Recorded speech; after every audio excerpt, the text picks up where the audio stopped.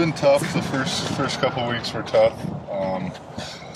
Just was definitely disappointed after having a couple good weeks, kind of getting the hamstring back. Get stepped on. Obviously, it was an accident, but dealing with that, it was tough. Definitely the first week or so where I wasn't able to do much to keep working on my hamstring, so I was kind of just dealing with the hamstring and the toe. But taking the week off with the Raiders and having that bye week to be able to train was really helpful, and I definitely still sore in the toe, but the hamstring's feeling pretty much 100%. Just trying to get back in shape while not doing too much to inflame the toe, but it should be healing fine now. It's just going to be sore every now and again, so it's not too big. And what happened on that play? What was the situation? Did you know immediately? No, I just got stepped on. It felt like your usual gets your toes stepped on all the time when you're in the trenches. So definitely was a pretty intense play. Got up, and just as the game went, my anti-inflammatories maybe were fading a little bit, and the pain started getting worse. But we didn't really know that it was broken until the day after. But it's just a small fracture in the tip, the top bone. So distal phalanx or whatever the hell it's called. So yeah, it's just got to manage it, make sure I'm keeping it nice and taking care of it. But it shouldn't be a problem anymore. This was in Minnesota? Yeah. Not a whole lot you can do about a broken toe, right? In terms of maintenance? Yeah, so just doing the bone stim, doing ice, moving it as much as I can, doing what I can to rehab my hamstring. So the last few weeks have been was just really focused on getting back. Had some great training. Wasn't able to do quite as much as I would normally want to for my hamstring because of the limitations with the toe getting sore and that, but we had a long enough of a period with the bye week and the Raiders week and the week to prepare for last game. After those 3 weeks, it was enough time to get the hamstring back in shape, and it's not a problem anymore. Kind of disappointed it was a problem to begin with at all. Kind of pride myself in taking care of those injuries like that, but I think it was just a little bit of an overuse from the first game. But the toe's coming around. It gets a little sore now and again, but the bones should be healing now. So it's all just about time. And for games, you're just taping it up, or just just letting it hang. Yeah. Okay. We were going to shoot it up last week, but I felt good enough to where I didn't want to.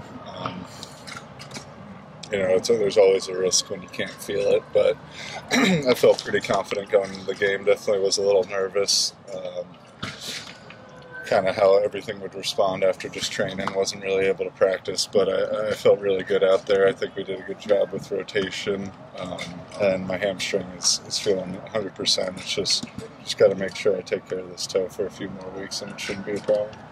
With the toe, is it something that you'll, like a snap count situation, or is it not the toe is, last week was kind of the combination. We didn't know how it was going to respond along with the hamstring, but now it's a play-by-play thing. I think I'll still be on, not really a snap count, but I might not be playing 50, 60 plays just because I do have a fracture in my toe, and you don't want that to get worse, obviously, but at this point, it's been 3-4 weeks, so the bone is starting to fuse together, and the chance of it separating is slim to none. So I've got a little hard shell on there, and it's just let it hang out, like you said. It really doesn't limit me much at all. During the play, maybe it will. With a lot of reps, say I get 30, 40 reps, it could get sore towards the end of the game, but it's really not a limiting factor. Is the biggest challenge that presents to the defense as a whole? It's an old story at this point for us. You got to keep the guy in the pocket. Everybody knows how good he is, how he can make plays happen when he uses his feet, gets outside of the pocket, waits for things to develop a little bit. But yeah, our main plan always is to keep him in the pocket, rush him confidently but smart as 4-1, because you really see, especially at the end of the game in the red zone, where where he could sneak out the gaps inside and really make things happen because he could throw on the run and really make any throw at any time. So the best way to limit his production is to keep him in the pocket. And I think we've done pretty well over the years. Sometimes better than others, but stopping him, stopping Kelsey, and like we talk about every week, being able to stop the run is important. Joey, it's the left big toe, right? Yeah. And you said you're wearing like a hard shell on it. Yes. What have you ever played with something like this before? No, but it's just some pain in my toe and let it hang out. How much does that hinder what you're trying to do? Like if you could put a percentage on what you're on? I'd say pretty much 0%. I'm able to execute all my moves at a high level. My power felt fine. There's always a hill you got to climb, but having Tuli, I always speak very highly of him. Just as a guy, being around him, he's one of the best rookies I've ever been around. You forget that he is a rookie. Me and Giff were just talking about how impressive he's been taking what we do on the practice field and translating it to the game. You could see all the moves we work every day that he didn't do at all coming in a year ago.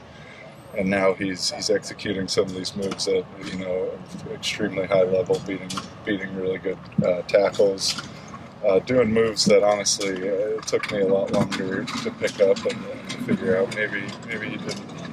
Maybe he has a better teacher than I did. That shot at Mel?